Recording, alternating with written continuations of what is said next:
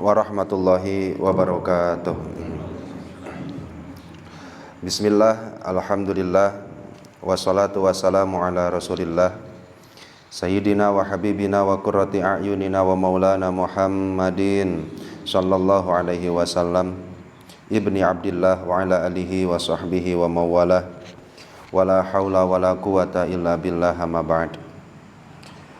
Wa qala fi du'a rabbi israh li sadri wa yassir li amri wahlul 'uqdatam min lisani yafqahu qawli. Allahumma sakhkhir lana lisana sidqi waj'alhu mahallal fahmi lil khitabi wa nutqa bis shawabi wal amala bis sunnati wal kitabi. Allahumma iftah lana abwaabal ilmi wa zidna ilma wa fahma wa alhiqna bis sholihin. Allahumma iftah alaina futuhal arifina bi hikmatika wansur alaina rahmataka wa zakirna manasina ya zal jalali wal ikram walhamdulillahi rabbil alamin. Qala muallifu hadzal kitab Syahidna Utailah Sakandari rahimahullahu ta'ala wa nafa'ana bihi wa bi'ulumihi wa a'ada alaina min barakatihi wa karamatihi.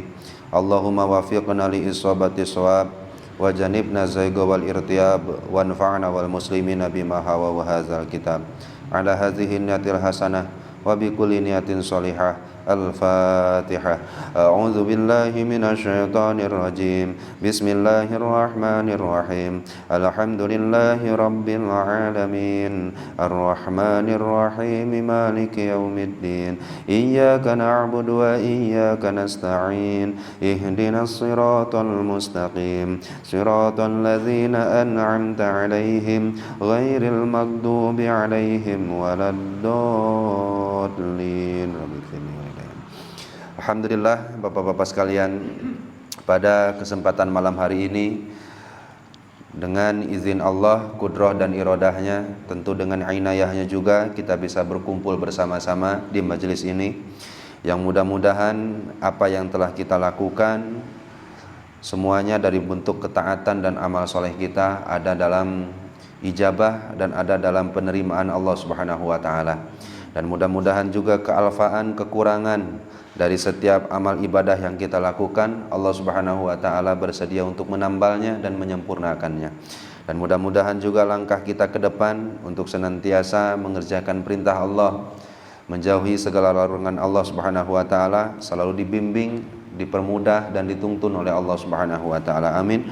Ya Allah ya rabbal alamin. Pun kita bermunajat, mudah-mudahan kita, istri kita, zuriyah turunan-turunan kita Allah takdirkan menjadi orang-orang yang soleh dan solehah, orang-orang yang bertakwa, orang-orang yang dikehendaki baik oleh Allah, imma fid dunya wa imma fil akhirah. Amin. Ya Allah ya rabbal alamin. Insyaallah kita lanjutkan kajian kita membaca kitab hikam. Insyaallah ini pun menjadi titimah atau penyempurna dari hikmah yang sebelumnya telah kita bahas. Kalau di hitungan tadi kita alhamdulillah sudah sampai ke 116 13, Masya Allah. Sudah 113 hikmah yang telah kita baca dan coba kita pahami. Dan insya Allah untuk yang 113 dan insya Allah sedikit 114 coba kita bahas bersama-sama. Bismillahirrahmanirrahim. Alima minka annaka la tasbiru anhu wa fa ashhadaka ma baroza minhu. Di hikmah yang 112 Allah Subhanahu wa taala kemarin telah memperlihatkan salah satu bentuk kenikmatannya kepada kita selaku umat, yaitu Allah memerintahkan kita selagi hidup di alam dunia ini untuk senantiasa sebisa mungkin merasa kehadiran Allah atau menghadirkan Allah di dalam hati, yang di dalam bahasa tasawuf disebut dengan menyaksikan Allah Subhanahu wa taala dengan menggunakan basirah. Nah, maksud menggunakan basirah melihat Allah atau menyaksikan Allah adalah menghadirkan Allah Subhanahu wa taala di dalam hati, dalam apapun kondisi kita, dalam apapun waktu yang kita jalani. Sehingga nanti kata Allah Subhanahu wa taala ketika di akhirat, kata Sayyid Ibnu Athaillah As-Sakandari, wa sayaksifulaka fitil qadari an kamali zatihi. Andaikan kita sekarang sudah bisa melihat Allah dengan cara menghadirkan Allah di dalam hati, maka nanti kesempurnaan zat Allah akan kita lihat ketika kita memasuki surganya Allah Subhanahu wa taala. Nah, kemudian Syekh Ibnu Athaillah As-Sakandari pun menjelaskan kepada kita, alima minka annaka la tasbiru anhu. Alima, Allah tahu, minka darimu, annaka sesungguhnya engkau la tasbiru tak bisa bersabar, anhu untuk melihat Allah. Bahkan kita pun kemarin disuguhkan dengan salah satu peristiwa bahwa Nabi Musa alaihi salatu wasalam saking rindunya dengan Allah, saking cintanya dengan Allah, tak mau menunggu lama sampai di akhirat, tapi di dunia ingin melihat Allah. Tetapi yang terjadi malah Kanjeng Nabi Musa alaihi salatu wasalam kharra Musa sa'iqa, tersungkur, pingsan dalam keadaan tak sadarkan diri karena saking hebatnya nur Allah yang disimpan di atas gunung sampai gunung tersebut hancur berkeping-keping ya banyak. Nah, karena memang buah dari ketidaksabaran seorang hamba yang sudah merindukan Allah Subhanahu wa taala. Mungkin Bapak dalam beberapa ibadah dan interaksi munajat dengan Allah pun terbesit di dalam hati ingin melihat Allah Subhanahu wa taala. Dan Allah tahu bahwa sebagian hambanya ada hamba-hamba yang rindu dengan Allah. Ada yang hambanya ini rasa hatinya itu sudah terpenuhi dengan rasa cinta yang begitu besar kepada Allah, sehingga mereka nggak kuat nunggu di akhirat. Ini kira-kira kita sama nggak Pak dengan sebahagian hamba Allah ini nih Pak? Saking rindunya dengan Allah, saking penuhnya hati dengan rasa cinta, sehingga nggak susah untuk bersabar menunggu Allah Subhanahu wa taala terlihat nanti di akhirat. Nah, maka kata Syekh Ibnu Athaillah As-Sakandari, untuk mengobati rasa rindu itu, fa ashhadaka ma baroza minhu, maka Allah menyaksikan dirinya, zatnya kepadamu dari apa yang terlihat dari ciptaannya. Nah, walaupun kita belum bisa melihat Allah dengan mata kepala secara langsung, tetapi Allah Subhanahu wa taala sudah memberikan tanda-tanda kewujudan Allah, tanda-tanda keberadaan Allah itu bisa terlihat dengan melihat dan mentafakuri makhluk Allah Subhanahu wa taala. Bagi sebagian makhluk itu merupakan penawar rindu dari menyaksikan Allah yang harus mereka tunggu nanti di akhirat. Sebelum mereka melihat Allah di akhirat, maka sebagai obat rindunya itu adalah mereka menyaksikan keberadaan Allah dari setiap makhluk yang Allah Subhanahu wa taala ciptakan. Ketika melihat langit, yang terlihat adalah kekuasaan Allah. Ketika mereka melihat bumi, yang terlihat adalah kekuasaan Allah. Ketika mereka melihat diri sendiri, yang terasa adalah kekuasaan dan keagungan Allah. Sehingga itu semuanya menjadi penawar dari rasa pedihnya rindu menyaksikan Allah Subhanahu wa taala nanti di surga. Nah, itu sebahagian hamba-hamba Allah yang kata Syekh Ibnu Athaillah As-Sakandari yang sudah tidak mampu bersabar untuk melihat Allah Subhanahu wa taala. Makanya la tasbiru anhu ay an musyahadatika lahu. Kamu tak mampu bersabar untuk melihat Allah, kama huwa sya'nul muhib, seperti halnya yang terjadi dengan orang yang saling mencintai. Fa innahu la yasbiru an ru'yati mahbubihi. Andaikan ada orang yang mencintai satu sama lainnya, maka kedua orang tersebut ketika terpisah maka tentu tak sabar untuk saling bertemu. Lakin ru'yatuka lahu fi hadhihi dar min ghairi hijabin muta'azzira. Tetapi kalau Allah menampakkan dirinya langsung di alam dunia ini, alam dunianya enggak sanggup. Seperti yang terjadi dengan Kanjeng Nabi Musa tadi. Maka untuk mengobati rasa rindu itu, fa ashhadaka ma baroza minhu minal asar wal aqwan. Allah ciptakan makhluk-makhluk ini, Allah ciptakan seluruh makhluknya, ciptakan seluruh apa yang diciptakannya agar terlihat kekuasaan Allah Subhanahu wa taala. Walaupun kita bisa melihatnya dengan basirah. Dan insyaallah nanti ketika di surga bisa terlihat dengan mata kepala kita secara langsung. Nah, itu penjelasan dari hikmah yang 103 ini, Pak. Jadi Allah ciptakan alam dunia sebagai tanda bagi sebahagian makhluk Allah untuk bisa mendeteksi keberadaan Allah, atau Allah ciptakan alam dunia agar sebagai cara sebahagian makhluk Allah untuk bisa melihat Allah dengan basirohnya, sebagai penawar rindu nanti melihat Allah di surganya Allah Subhanahu wa ta'ala. Nah, kita lanjut dulu untuk hikmah yang selanjutnya, yaitu hikmah yang 104. Oh, 114. Ini rada jauh ya Pak catatan Dina ini. 114. Itu Syekh Ibnu Athaillah As-Sakandari rahimahullahu taala pun menyampaikan kepada kita bahwa lamma alima minka, ketika Allah tahu minka darimu wujudal milali, adanya rasa bosan dalam beribadah, lawana lakat ta'ati, maka Allah mewarna-warna, memacam-macamkan jenis ketaatan. Nah, tadi salah satu bentuk kemuliaan Allah, kelomanan Allah, bagusnya Allah Subhanahu wa ta'ala kepada kita, baiknya Allah kepada kita, ialah ketika kita tak mampu bersabar untuk bisa menyaksikan zat Allah, maka Allah tampakkan makhluk sebagai tanda keberadaan Allah Subhanahu wa ta'ala. Walamma alimal haqqu subhanahu anna min ibadihi man la yaqdiru ayyashhadahu. Tetapi kan itu untuk sebagian hambanya, Pak. Artinya sebagian hamba yang hanya bisa menangkap dan melihat Allah dari ciptaan. Sebagian yang lain bisa tidak, Pak? Ya, seperti kita kan belum bisa, Pak. Jadi ketika kita melihat makhluk yang ngegeblek dina hati orang, ya makhluknya, Pak, bukan Allahnya. Tapi kan untuk sebahagian hamba, Allah Subhanahu wa ta'ala bisa terlihat di makhluk, sifat Allah bisa terlihat di makhluk. Nah, sehingga sebahagian hamba itu bukan lagi memperhatikan makhluk untuk menghadirkan Allah di dalam hatinya, tetapi memfokuskan diri mereka untuk beribadah. Jadi yang satu sibuk dengan bertafakur, beribadah, menyaksikan semua ciptaan Allah agar Allah hadir selalu di dalam hati. Yang satu belum mampu untuk menghadirkan Allah. Yang kalau kita samakan dengan kondisi kita, kita kan hanya momen-momenan Allah hadir itu.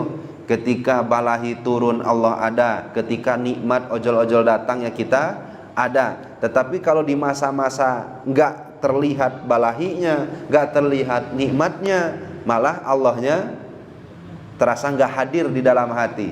Nah, maka kelompok yang seperti ini biasanya mengkhidmahkan diri mereka untuk senantiasa beribadah kepada Allah.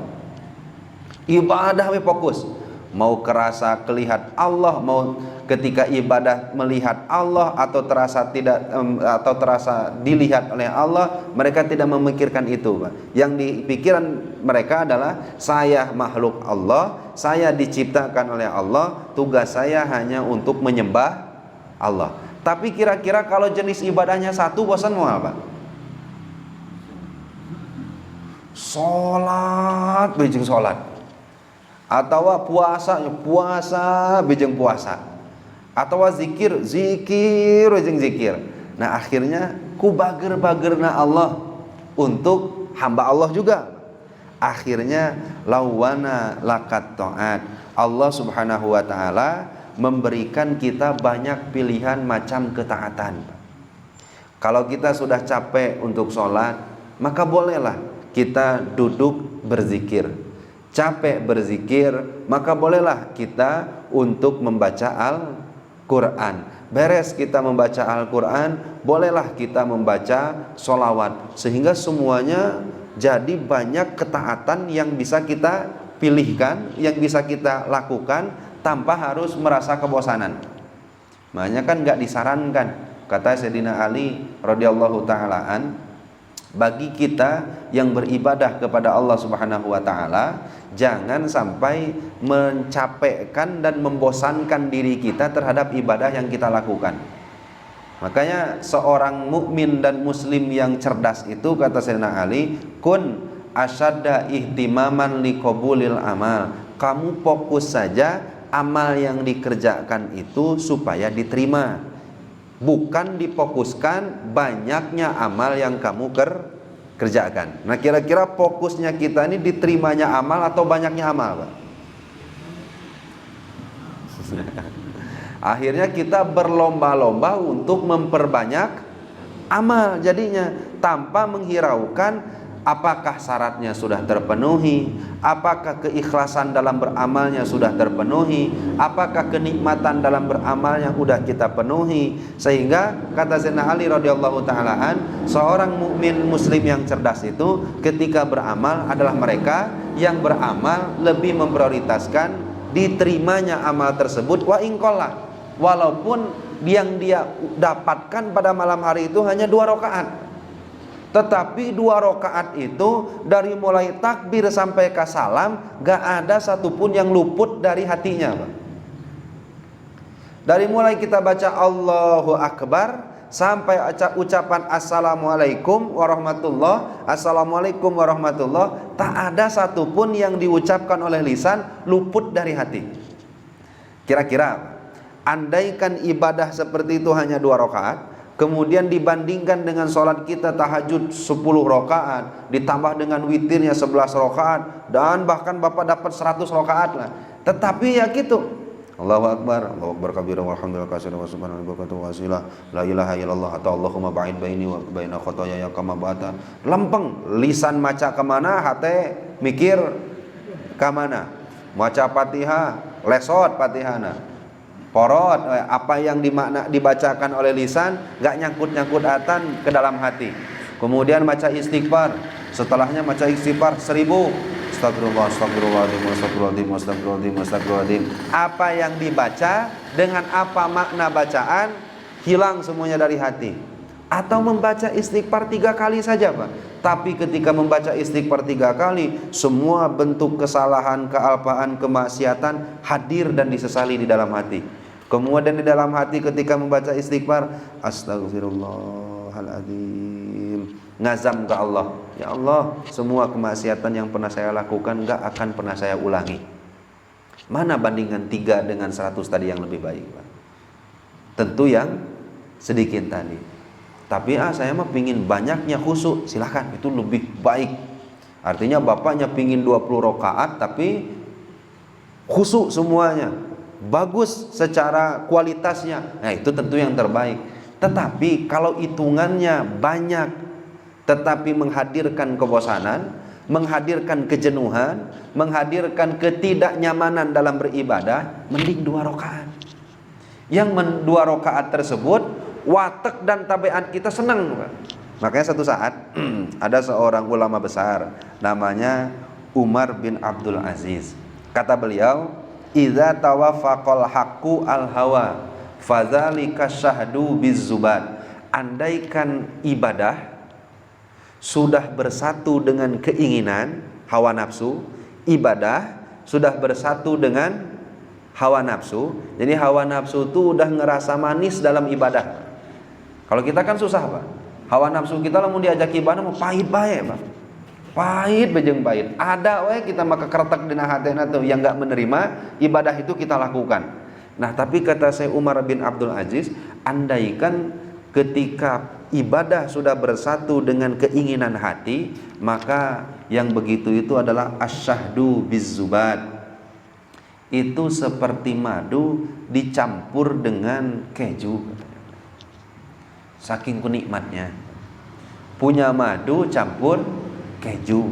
Bahkan waman saro ilallah, ada orang berjalan menuju Allah bitab'ihi, dengan watak hatinya, artinya dengan perasaannya yang gembira menghadap Allah tuh, berjalan menurut Allah tuh, kana al-wusulu aqraba ilaihi, maka sampainya ke Allah akan lebih cepat. Artinya kayak gimana? Andaikan Bapak baca Al-Quran 1 juz, Pak. Banyak ya, Pak. Kemudian Bapak baca Al-Quran 1 halaman. Tapi 1 halaman itu menikmat ku Bapak.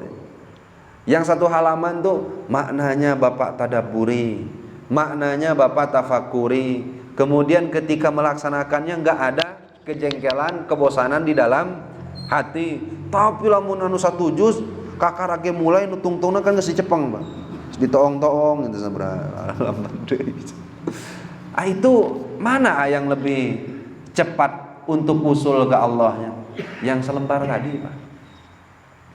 Nah artinya, andaikan Bapak sudah terlatih ya nggak jadi masalah, Pak. Saya mah 20 rakaat oke nggak jadi masalah. Oh itu lebih bagus, Pak. Artinya ya kualitasnya terjaga, kemudian secara jumlahnya pun banyak. Itu tentu yang terafdol, terbaik gitu. Tetapi kalau hitungannya kalau Bapak baca Al-Quran 1 juznya bari mangkel, bari jenuh, bari apa yang dibaca dan apa yang ditafakuri itu tidak nyambung. Nah mending baca 1 ayat 2 ayat tetapi maknanya ditafakuri, ditadaburi, tetapi di dalam hati nggak ada rasa bosannya, malah senang dan bahagia ketika menjalankan amal itu. Mana yang lebih baik? Lebih baik ketika melakukan ibadah sesuai dengan wataknya. Tawafaqal haqqu wal hawa, di mana ibadah dan keinginan hati tidak berseberangan. Sampai sini bisa dipahami. Nah sehingga kenapa Allah Subhanahu wa taala memperbanyak jenis-jenis ibadah? Ketika Allah memperbanyak jenis ibadah, itu merupakan salah satu bentuk kebaikan Allah kepada kita, karena kita mah banyak bosannya. Akhirnya agar supaya waktu kita nggak kosong dari ibadah, Allah dipilihkan ibadah-ibadah yang bisa kita lakukan tanpa harus dengan satu jenis ibadah. Makanya kan beda, Pak. Kalau malaikat kan beda sama kita.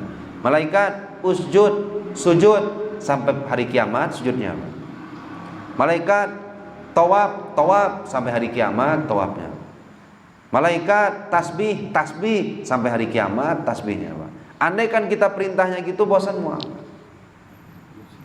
Bosan nggak, Pak? Kira-kira bosan. Cacak banyak bosannya kita mau. Kamu hiji, Pak. Cacak banyak pilihan pun banyak bosannya, apalagi cuma satu, Pak. Nah, akhirnya kok Allah dikasih gitu beberapa pilihan. Namanya kan sampai-sampai kan kalau ngaji bab wirid itu kan banyak yang kebingungan.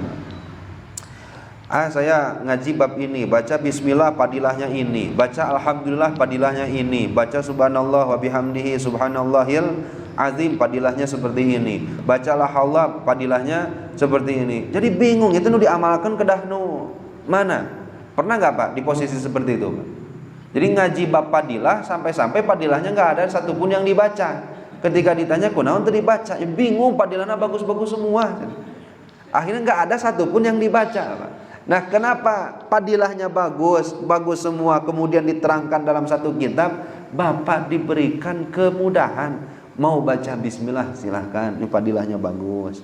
Mau baca la haula ya silahkan. Bosan baca la haula, baca la ilaha illallah bangga. Bosan baca la ilaha illallah, baca sholawat bangga. Nah makanya kalau di bab ilmu, Bang, ada seorang ulama besar namanya Ibnu Abbas radhiyallahu taala an. Kalau beliau itu kan ya sahabatnya ulama besar gitu, Pak.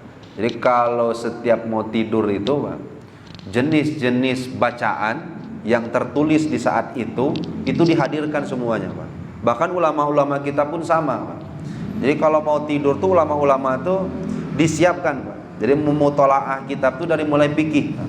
Fikih itu dibaca, dipahami, dibaca, ditelaah, selesaikan kasus-kasus. Bosan nggak kira-kira? Bosan ya banyak, ganti kitabnya, Pak. Baca kitab hadis, telaah, pahami. Bosan nggak kira-kira, Pak? Bosan, ganti kitab tafsir.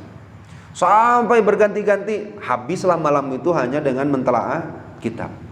Kalau kita kan baca kitab, wah pusing, pusing. Sadaqallahul adzim. Kakarage muka ni sadaqallahul adzim. Nah akhirnya kenapa para ulama menyarankan ketika mau tidur simpan buku sing banyak, kitab sing banyak. Karena kita telaah satu kitab, bosan yang satu buka dengan judul yang lain. Bosan yang satu buka dengan judul yang lain. Agar apa? Agar waktu itu tidak kosong dengan ibadah. Nah sampai sini bisa dipahami, Pak. Nah ini sebahagian hamba Allah yang belum dikaruniai oleh Allah bisa melihat dari makhluk-makhluk Allah, maka mereka abdikan diri mereka hanya untuk beribadah kepada Allah. Untuk mempermudah mereka, maka mereka pun diberikan kemudahan untuk memilih ibadahnya jenisnya yang mana saja. Nah kemudian ini hebatnya Allah hanya banyak. Lama alima minka wa alima ma fika min wujudi syarahi, dan Allah pun tahu apa yang ada di dalam dirimu, yaitu min wujudi syarahi, adanya melewati batas dalam beramal. Jadi kalau beramal itu serakah, tamak. Fahajaroha, maka Allah mencegahnya, alaika kepadamu, bi ba'dil auqati, di waktu-waktu yang lainnya. Di sebagian waktu yang lain. Nah, hamba Allah kalau sudah manteng ibadah, sok serakah. Maksudnya serakah, kalau ada subuh tiap waktu, kayaknya subuh tuh tiap waktu. Lohor tiap waktu, kayaknya tiap waktu teh lohor semuanya. Akhirnya kok Allah yang wajib tetapkan 5 saja. Biar apa nanti yang 5 ini ditetapkan? 1, biar ada istirahatnya. Ini kemudahan nggak kira-kira apa? Karena Allah tahu kalau nggak di waktu-waktu pasti habis semuanya dengan ibadah. Mual kasorang damel, mual kasorang ikhtiar, mual kasorang itu iya. Akhirnya habis semuanya dengan ibadah. Kalau kita kan 5 waktu ini minta dispensasi keneh banyak. Ini 5 waktu tuh udah waktu yang sangat lama ditunggu di sebagian hamba Allah. Kenapa? Karena mereka pinginnya wajib itu bukan 5 waktu, Pak. Pinginnya setiap waktu ada wajibnya. Akhirnya untuk membatasi ketamakan itu, dalam ketamakan ibadah tersebut, melewati batas kemampuan diri tersebut, akhirnya ke Allah di waktu-waktu. Karena ini pernah terjadi di Rasulullah, di sahabat. Jadi ada sahabat yang tidurnya di masjid sampai-sampai semua waktunya dihabiskan dengan ibadah. Dimarahi atau tidak oleh Rasulullah? Dimarahi tidak? Dimarahi. Saya ya Nabi, ya saya ya Rasul, saya ya sholat, saya ya puasa. Tapi ingat, saya sholat, saya juga ada nggak sholatnya. Artinya berhenti sholatnya. Saya ya ada puasa, ya ada bukanya. Saya ya Nabi, ya saya ibadah, ya saya ada nikahnya. Beakeun kabeh ku ibadah. Lakukan pekerjaan yang sama dengan manusia yang lainnya. Nah, andaikan gak ada larangan tersebut, makanya ku Allah dikasih waktu-waktu nih yang wajib. Akhirnya beralih milih yang sunnah. Terus Pak, yang sunnah ada larangan juga tidak Pak? Untuk ibadah sholat sunnah Pak, ada juga dilarang ku Allah. Ba'da subuh sampai ke waktu duha gak boleh, gak boleh. Terus nanti pas waktu istiwa, ba'da asar sampai ke terbenam matahari, semuanya dilarang oleh Allah untuk sholat yang sunnah. Kenapa? Karena kalau enggak dibatas waktu oleh Allah Subhanahu wa taala, sebagian hamba yang udah kesengsrem dalam ibadah itu menghabiskan waktunya semuanya dengan sholat. Nah, sehingga dibatas sebagai bentuk qanaah dari Allah Subhanahu wa taala. Nah, akhirnya kenapa juga alasan yang kedua di waktu-waktu? Salat subuh sampai salat duhur ada waktunya. Salat duhur sampai ke salat asar ada waktunya. 1, agar kitanya ada waktu rehat, tidak dihabiskan semuanya dengan amal ibadah. Yang kedua, supaya ibadah yang dilakukan tidak dalam keadaan tergesa-gesa. Andaikan waktunya kita beribadah itu wajib itu setengah jam, tergesa-gesa mau apa? Tergesa-gesa. Atau sejam lah. Sejam beres subuh kita ada lagi yang wajib. Sejam selanjutnya ada lagi yang wajib. Kira-kira banyak gak Pak ini yang tergesa-gesa? 1, menghindari ketergesa-gesaan. Yang kedua, meminimalisir bentuk dosa. Makanya wajib itu gak dikasih di setiap waktu. Andaikan wajib itu dikasih setiap waktu, kumaha lamun aya jalma kupurnya datang, akhirnya satu hari itu nggak sholat Pak. Berapa sholat yang dia tinggalkan Pak? Akan banyak sekali. Yang ketiganya, kenapa waktu-waktu oleh Allah? Agar ketika sampai waktu wajib yang selanjutnya, waktu sholat yang dilakukan di waktu yang selanjutnya itu dilakukan dengan keadaan yang sempurna. Kenapa? Karena subuh dari zuhur itu kan sudah dikasih waktu kita tuh untuk melakukan aktivitas Pak.